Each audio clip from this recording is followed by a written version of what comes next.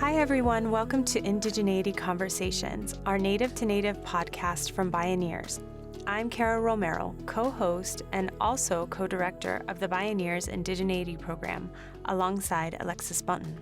Hey everyone! Today we're going to be speaking with Casey Camp about her remarkable work in the tribal rights of nature movement.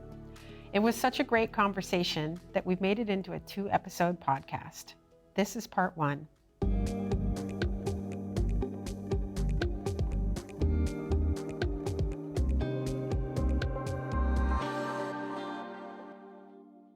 Casey is a shero of ours and an incredibly powerful matriarch and elder.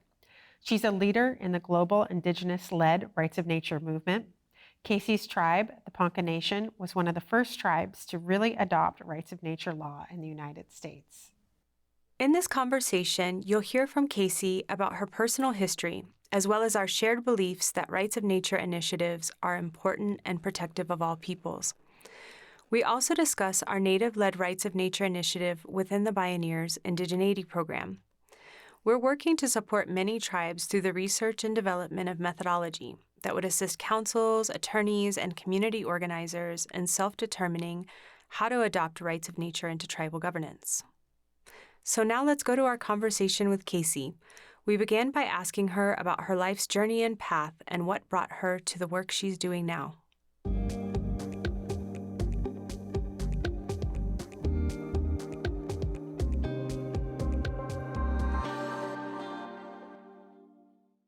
I want to back up just a bit and just genuinely say how good it makes me feel, sincerely, deeply, that you are here and doing what you're doing.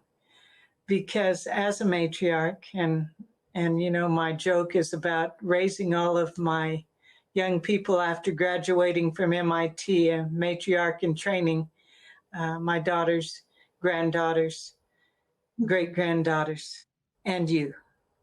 And I feel really good about that. It's an important part of our being. As an elected official, as an ambassador for the Ponca tribe, my main role is being that matriarch to a clan of people, being a traditional drum keeper for the Women's Society, the only existing women's society of the Ponca Nation, and to have the honor of carrying on the ways of my women folks that have taught me how to move and to be flexible, to be resilient, to be inventive, and to understand that our Mother, the Earth, has consistently evolved in her needs and in her nurturing us into the needs of all that is, not just human life, but human as a part of nature, not separate from. And that's very important to internalize. We humans are nature. And so to fast forward through my lifetime, being a young brown girl that lived in poverty and so rich in culture. We grew up being transplanted to various cities, part of the relocation process of the 50s. I was the youngest of 6. And we transitioned through, I went through 12 different schools. We survived because we come from survivors, and we knew how to do it. We knew how, in the generations before us, how to adapt to the cold and to the heat, and to the hunger and to the plenty. And so the same was true when we were workers in the San Joaquin Valley when I was a young girl. The same was true when we lived in Kansas City, when we lived in Washington State, when we transitioned from place to place, when my parents were looking for work and we all worked together.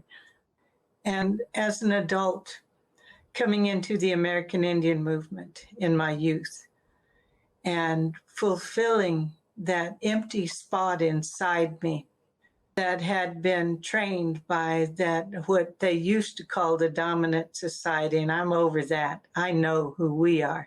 So I no longer consider that foolish time when we tried to be the round peg fitting into their square linear world.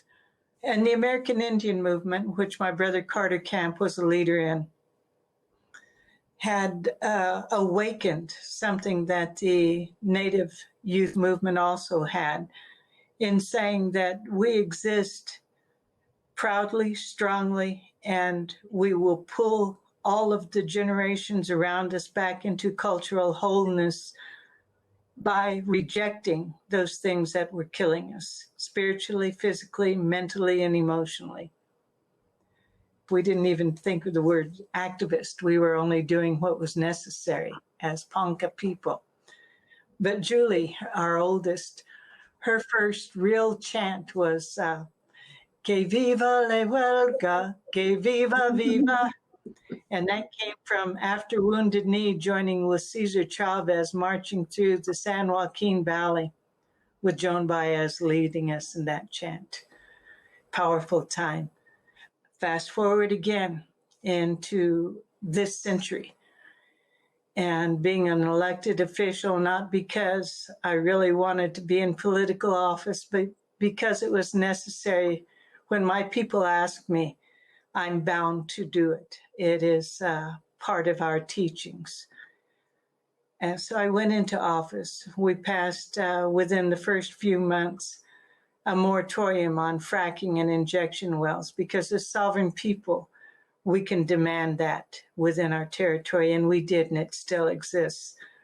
A resolution against KXL coming through our territory. And during that period of time, I had been being educated about this underlying movement within this protection of our Mother Earth called rights of nature. Traveled to Ecuador, looked at their constitution and several other events. And eventually, through that guidance that only the great mystery can guide you through, came up with this understanding of how we should be responsible to protect our generations and our people who are existing under environmental genocidal onslaught by ConocoPhillips, Phillips 66, and a myriad other things, that if we enacted this statute, we want to get it in our Constitution, and that's coming up, we'll talk more about that, that we could hold them responsible, not just in federal or state courts, which has been really a joke for Indigenous people, but in the court of the Ponca people. And it's an interesting path to be going down. I'm very grateful for the guidance and for those who walk before me and all of you who are leading this wonderful new way of looking at things. So I'm thanking you for that question, and there's nothing going to have a short answer. That was beautiful. Thank you, Casey. I just wanted to return the love and admiration for you sharing time with us today, speaking about such important issues. We're all kindred spirits, and I think that that's so important. All of our tribes can be so different, but where I find more and more we unite is in our resistance and our struggles. And this rights of nature movement has been such a profound area for me to learn about as a young Native woman. Bioneers has a long history working in educating Native and non-Native folks in rights of nature law. And our CEO and founder, Kenny Ozabel, in 2006 invited attorney Tom Lindsay to the Bioneers main stage to give a keynote on rights of nature. And through these keynotes that Bioneers does, there's always this daisy chain of events. And that really led to that amendment to the Constitution down in Ecuador, asserting rights of nature into law and governance in South America. And it really brought Alexis and I to be able to meet other Native people that, like us, learned about this through Bioneers and thought this might have really profound application in tribal governance. I, like you, have served on tribal council as an elected official. It was something that I never thought I would find myself doing. It was something that I was asked to do by an elder when I was just 30 years old, and I'm so glad I did it. I learned more in that 3 years on tribal council than I feel like I had learned in my whole life. My background is as an artist, as an activist, and like you, am very ontologically tied to my homelands and my landscape of the Mojave Desert of California.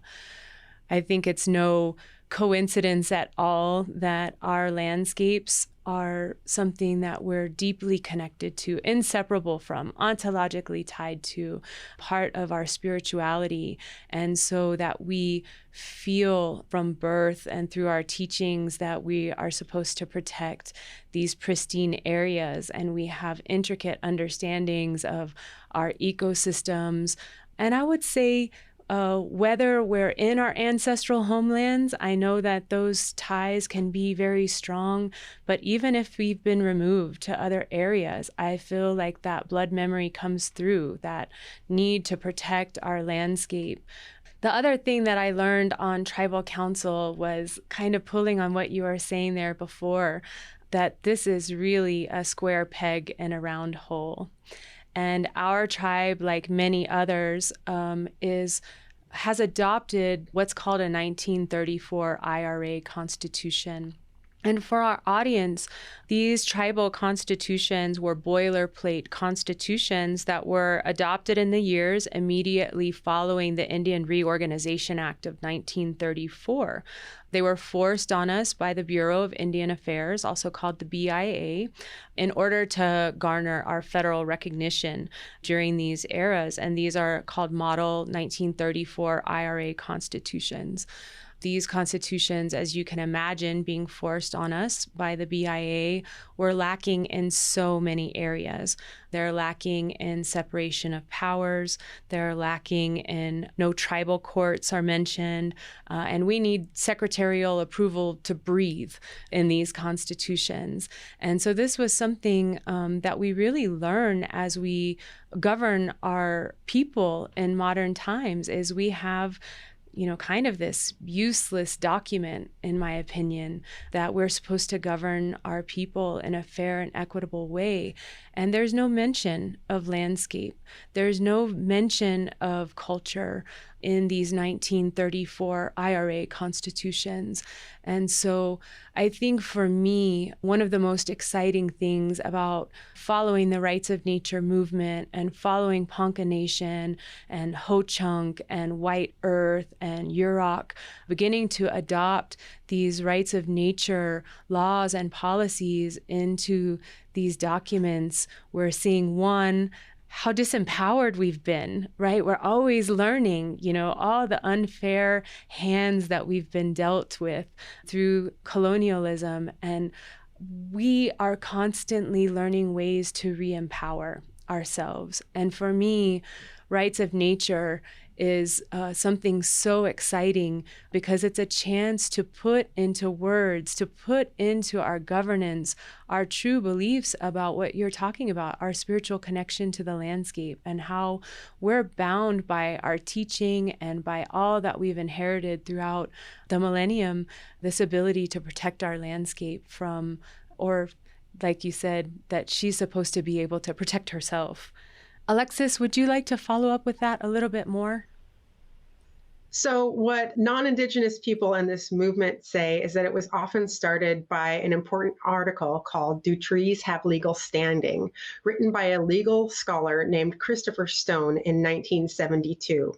But of course, that was not the start of the movement, and the movement had no start because rights of nature is inherently about what Casey said, that we are nature. Nature is protecting itself, and that Indigenous values and ways of relating to the planet and understanding that we can't frack, we can't continually extract. We have to take care of it so it can take care of us. Nature is the boss, not us. These are Indigenous ideas. And these are what are encapsulated in rights of nature law when it's passed, when it's put into the Western or dominant, right? I don't like that word either, Casey. When it's put into that code, it's a way of indigenizing the law that is enforceable by the military powers we have in this world, essentially. So there was the 1972 article, but before that, we had indigenous worldviews since time immemorial. And even for people who are descendants of colonizers, descendants of immigrants and settlers in settler colonial nations like the US, Kara mentioned blood memory. At some point back in their ancestry, everybody lived indigenous ways of life with nature prior to capitalism, prior to feudalism, prior to this excess greedy accumulation of wealth and the 1% getting richer and richer and richer off the backs of all of us through things like fracking, extractive industries, large industry that pollutes. The biggest contributors to greenhouse gases are just a few corporations in the world, and yet we're told to recycle. So we need to look to our indigenous worldviews around rights of nature. In 2008, Ecuador added rights of nature protections to its constitution. That was absolutely monumental. And depending on who you talk to, it was or wasn't indigenous-led, or maybe a partnership between indigenous and non-indigenous people. But what we're seeing right now in the US with the tribally led rights of nature movement is that it truly is tribally led, going through votes, going through traditional means of governance, through consensus. And what Casey has shown us is that if you adopt it as your tribal law before you stick it into your IRA constitution, that's just done so that we can communicate with the US federal government and make sure that they don't back up those industries that extract and frack. We have to play on their terms, but we play on our terms as well. As I mentioned earlier, Casey's tribe was the first to adopt rights of nature law. It was customary law, which is the traditional law before these constitutions were placed upon us as a form of further assimilation. But since then, there have been moves. Kara mentioned the Ho-Chunk. They voted to make an amendment to their tribal constitution. And as Kara said, it does have to go back to the feds and back. It takes about a year at least to ratify. We did see in 2019, the White Earth Band of Ojibwe adopted the rights of Manuman, wild rice, which was amazing. And also in 2019, as Kara mentioned, the Yurok tribe recognized the personhood of the Klamath River. And rights of nature is just one in a series of fights the Yurok tribe has had for decades now to protect the river, since it's been dammed, since it's been polluted, since it's been overfished. And these are multi-pronged strategies. Alexis, thank you so much for covering some of those current events happening with rights of nature globally. Casey, this question is for you. Can you explain to the audience a little bit about the difference between customary law and laws set forth in tribal constitutions? One is real, one is not. That's as simple as it gets right there. So let's start first with what's called the BIA. Of course, in the AIM days, we called that Boss Indians Around, but now we don't even call ourselves Indians, right? Now maybe I can call it Boss Indigenous Around instead. But the BIA itself was created under the War Department of the United States. And if one understands that concept, then you understand all the rest of it, all of the various acts, the forced removals, the boarding schools, the Relocation Act, the ICW Act, the forced sterilizations, the on and on and on, things that have been part of the fabric of how we have had to work through by finding these things called rights of nature or whatever it is that we're using to exert sovereignty. I believe that if one looks at the laws created by the Boss Indigenous Around people, I don't know how to say it, the federal government of the United States, it was meant to eradicate us from the time that Columbus came on the shores using the doctrine of discovery in order to murder and claim what the Great Mystery had in place here on Turtle Island, or what is presently North America, however you want to use the term. For us among the Ponca, we can we can tell you where we originally came from. And beyond that, the star nation that engendered us, when and how and what our track was across this, what they call the North American continent, and to the place that the Great Mystery asked us to caretake. Then we can chronicle where we were removed to and what happened to us there. My mother being the first generation born in captivity in a POW camp called a reservation, that we could not leave or we would be killed doing so.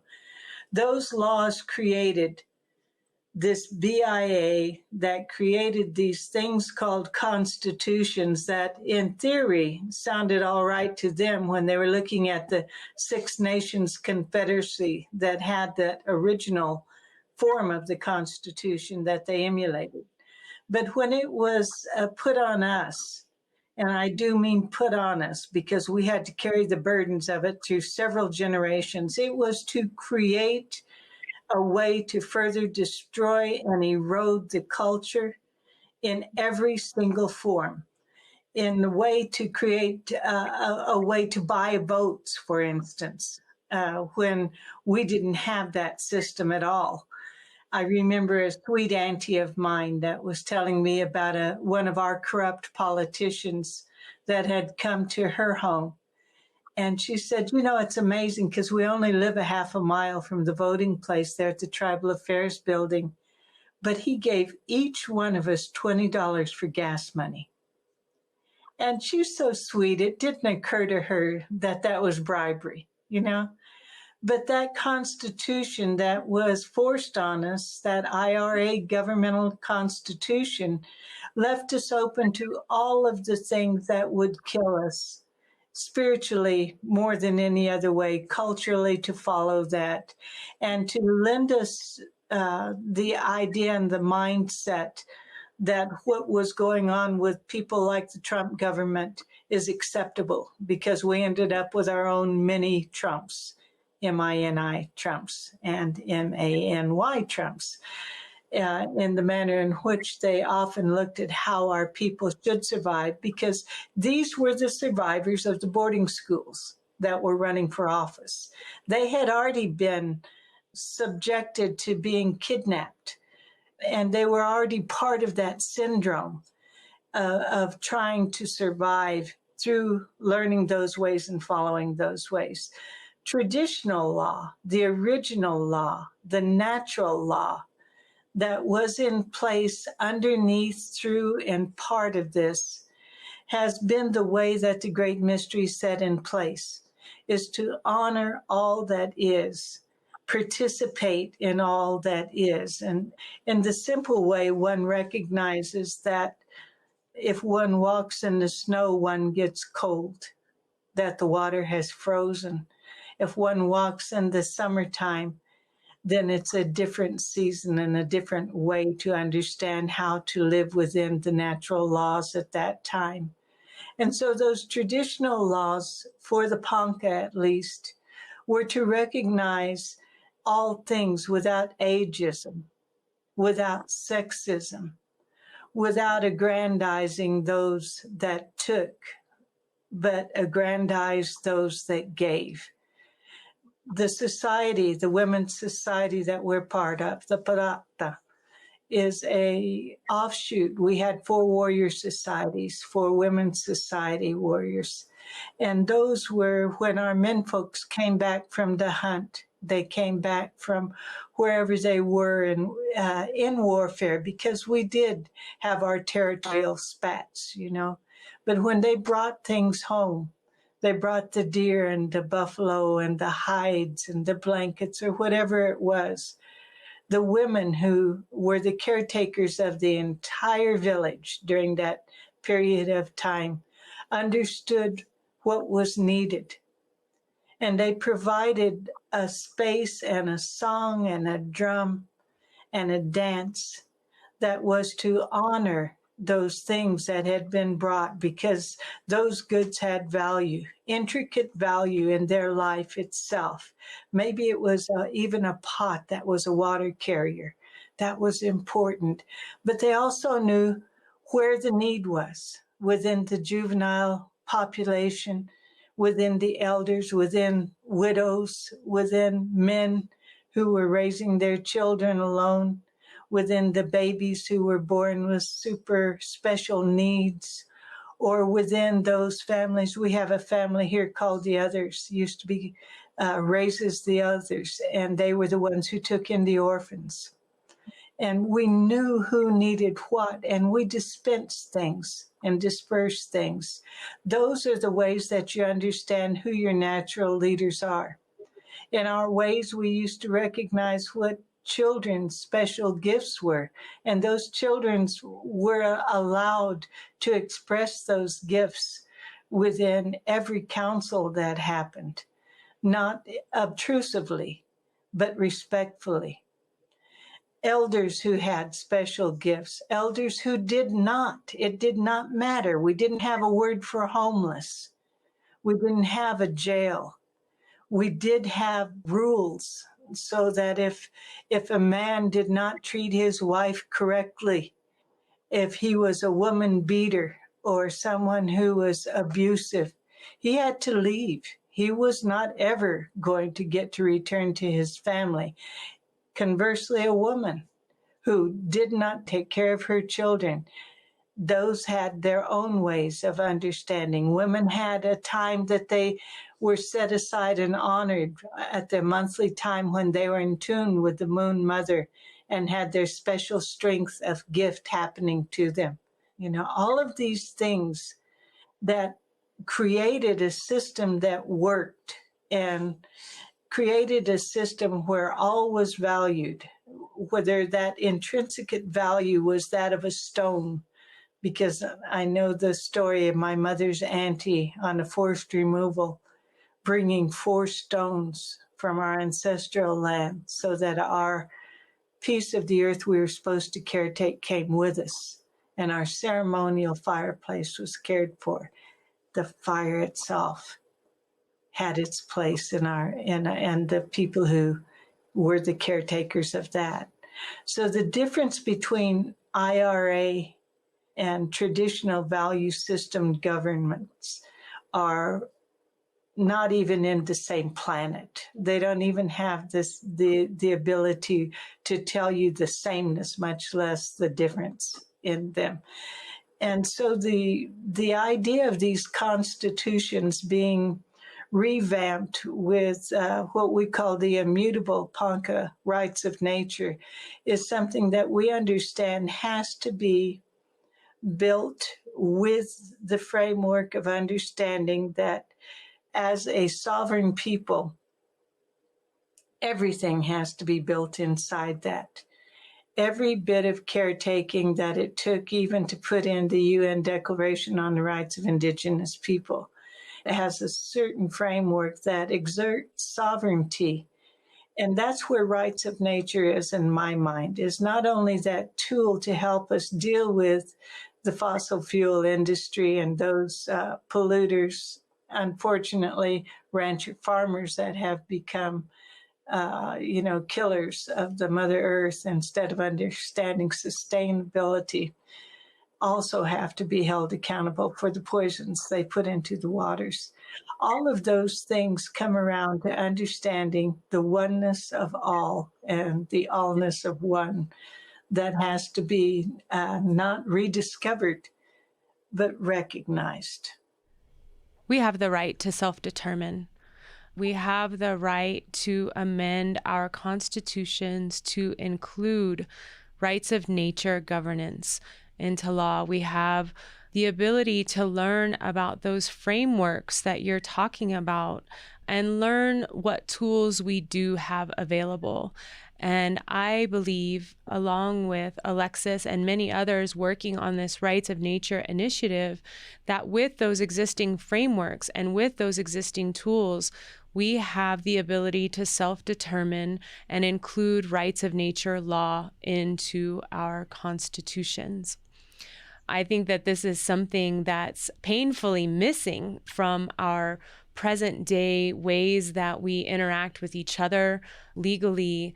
And for me, a place to leave a mark for our future generations in our Constitution that really describes who we are as a people. To be able to adopt rights of nature law into our Constitution really puts it in our Constitution what our future generations could and should be able to look to for ways that we believe in governing ourselves and taking care of our ecosystem.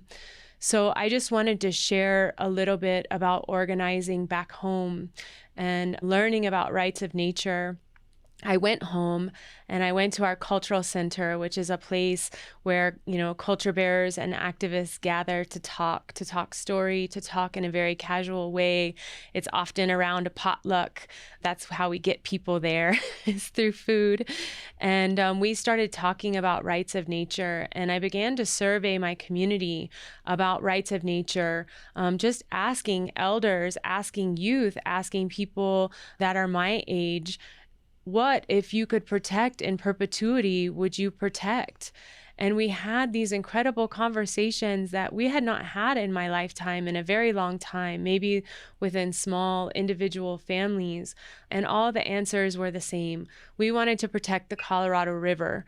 We wanted to protect our beautiful, pristine aquifer. We wanted to protect our resident animals, our flora and fauna. We wanted to protect our air quality. And I went to my tribal council each month and I reported out, right? This is just self-organizing for other people that live in small tribal communities like my own. I got on the tribal council agenda and, oh man, I'm always scared to talk in front of tribal council. I'm always scared to talk in public usually, but we have to do these things even if we're scared, right? And I went and I reported out what all of the people in our community were saying about what they wanted protected in perpetuity. And the tribal council, one by one, came and thanked me. They thanked me because I think that they're there to steer, but that the laws are supposed to come from the people, that we're supposed to be organizing within and amongst ourselves. Maybe that's a place where our customary laws can come in. And we came to a little bit of an impasse with my tribe on this idea of if we were going to adopt the language that we had come up with ourselves into a preamble in the Constitution and then an amendment for our tribal council to then have to uphold that preamble that said, this is who we are, this is what we believe, these are all the things that we wanted protected in perpetuity. The impasse came about whether we think that language is the most powerful and the most effective. So right now we've taken a pause and we're consulting with lawyers, right? Because we really want whatever we adopt into our Constitution to be the most powerful language that can be upheld in tribal court, that can be upheld as those jurisdictions go up. So that's kind of where we're at.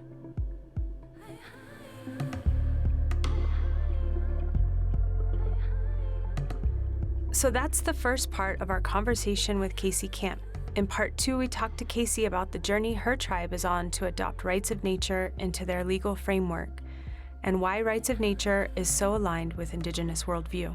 Yes, and you can hear and see more from Casey by going to our website, www.bioneers.org. We have other episodes there to listen to and share, and we also offer other original Indigenous media content. You can also learn about the Indigeneity program and all of our initiatives, including curricula and learning materials for students and lifelong learners. Thank you for joining us for this episode of Indigeneity Conversations. It's been a pleasure to share with all of you today. Many thanks and take care.